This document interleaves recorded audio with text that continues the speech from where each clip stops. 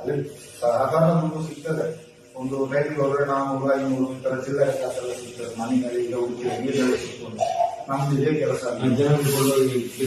ಈಗ ತಲೆ ಸುದ್ದಿ ಬಿಸಾಡ್ತಾರೆ ಕೆಲವರು. ಮತ್ತೆ ಕೆಲವರು ಈಗ ಮುಳುಗಿ ಎದ್ದವಾಗ ಚಾಕಿನೆಲ್ಲ ಬಿದ್ದು ಹೋಗುತ್ತೆ, ಸೋಪ್ ಹಚ್ಚುವಾಗ ಉಂಗುರ ಬಿದ್ದು ಹೋಗುತ್ತೆ, ಏನೋ ಒಂದು ಕಳ್ಕೊಳ್ತಾರೆ. ಎಲ್ಲ ಬಿದ್ದೋಗಿ ಎಲ್ಲ ತೆಗೆದುಕೊಂಡು ಅವರು ಇಟ್ಕೊಂಡಿದ್ದು ಏನ್ ಮಾಡ್ತಿದ್ರು, ಚಂದ್ರಕ್ಕೆ ಇರ್ತಿದ್ದ. ಏನು ಮಾತಾಡೋದು ಇದ್ದಾನೆ ಹುಡುಗ ಅಂತೇಳಿ ನಮ್ಮ ಎಲ್ಲರೂ ಮಾತಾಡ್ತೀವಿ.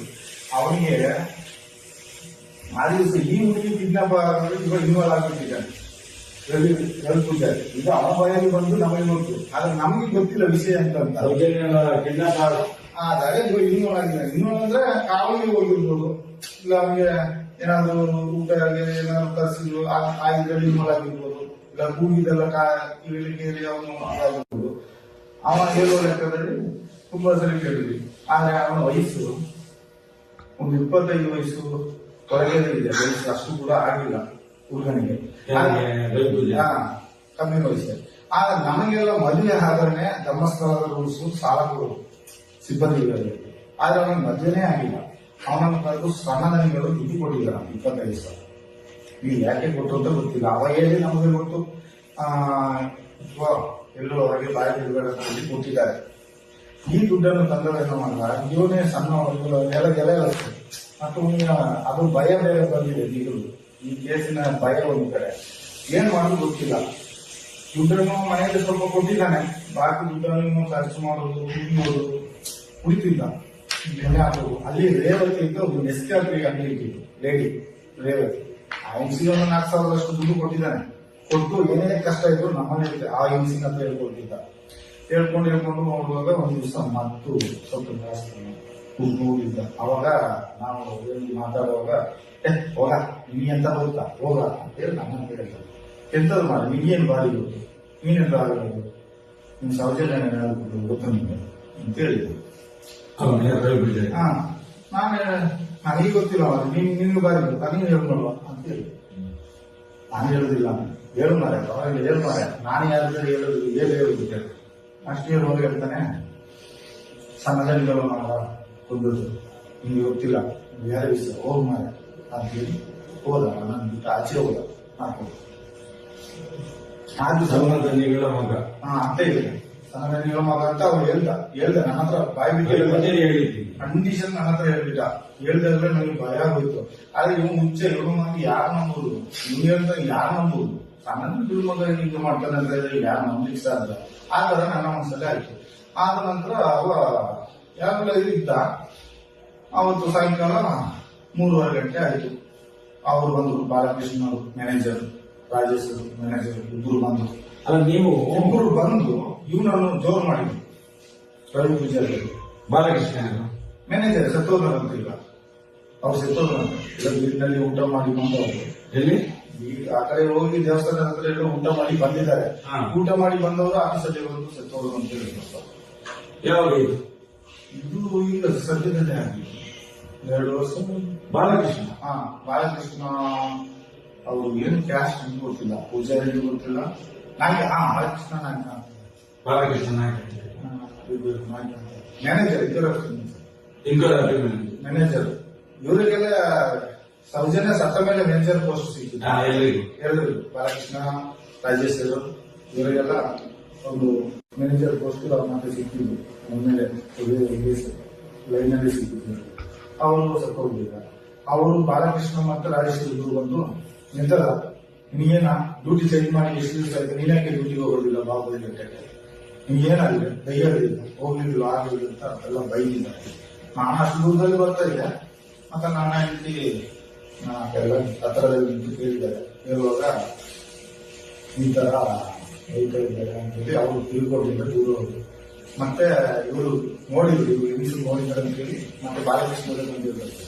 ನೋಡ ಇವ್ರಿಗೆ ಬೆಟ್ಟಗೆ ಡ್ಯೂಟಿಗೆ ಹೋಗು ಅಂತ ಹೇಳಿದ್ರೆ ದೆವ್ವ ಹಿಡ್ದಾಗಿಲ್ಲ, ಅದು ಭಯ ಬಂದಿಲ್ಲ ಅಂತ ಹೇಳಿ ಹಾಗೆ ಅನ್ಕೊಂಡು ಹೊಂಟೋದು. ಆದ್ರೆ ಆ ವಾರ ಪೂರ ಒಂದು 15 ದಿವಸ ಅವನು ಮನಸ್ಸೇ ಇಲ್ಲ ಅಲ್ಲಿ ಬೆಟ್ಟಕ್ಕೆ ಹೋಗ್ಲಿಕ್ಕೆ. ಡ್ಯೂಟಿ ಚೇಂಜ್ ಮಾಡಿ ಇಲ್ಲೇ ಡ್ಯೂಟಿ ಮಾಡ್ತಾ ಇದ್ದಾನೆ ನೇತ್ರಾವತಿಯಲ್ಲಿ. ನಾನಲ್ಲಿ ಹೋಗೋದಿಲ್ಲ, ಬೆಟ್ಟಕ್ಕೆ ಹೋಗೋದಿಲ್ಲ, ನಾನು ಇಲ್ಲೇ ಮಾಡ್ತೀನಿ. ಲಾಸ್ಟ್ ಇವನನ್ನ ಅಲ್ಲಿ ಕೊಡ್ತಾರೆ ಅಂತ ಇವನಿಗೆ ಮನಸ್ಸಾಯ್ತು ಏನೋ, ಅದು ಅವನ ಇದು ನಮಗೆ ಗೊತ್ತಿಲ್ಲ.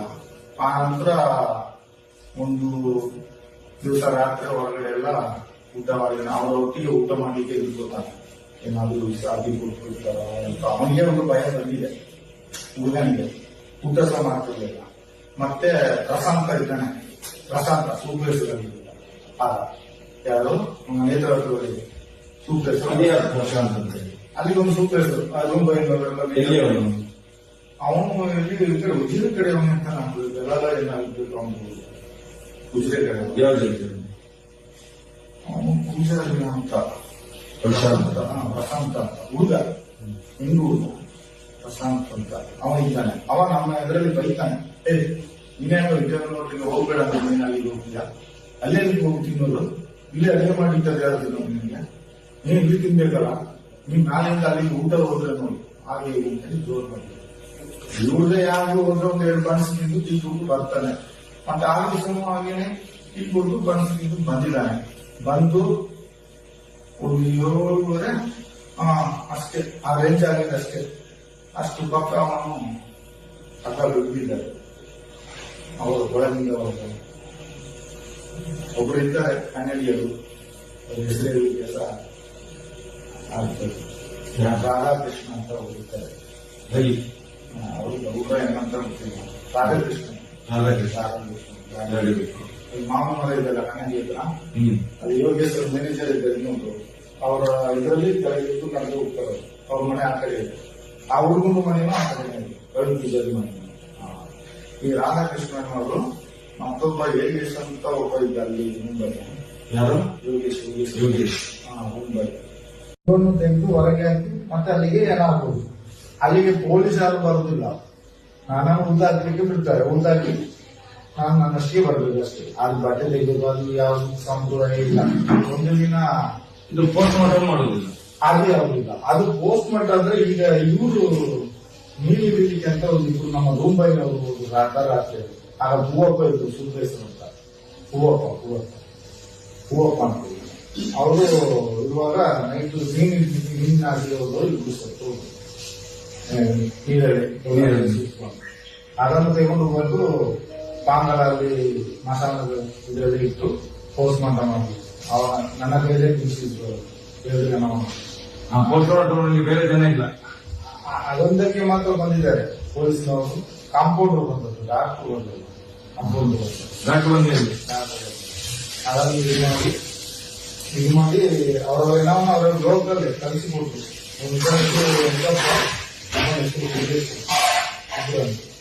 ಕಲಿಸೋದು. ಎಲ್ಲಿ ಲೋಕಲ್ ಅಲ್ಲಿ ಮುಂಬೈಗಳು ಅದು ಅದೇ ಕತೆ.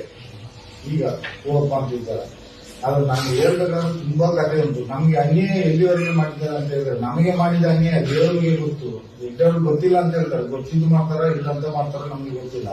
ನಾನು ಅಷ್ಟು ವರ್ಷ ಮಾಡ್ಲಿಕ್ಕೆ 3.5 ಲಕ್ಷ ಕೊಡ್ಬೇಕು.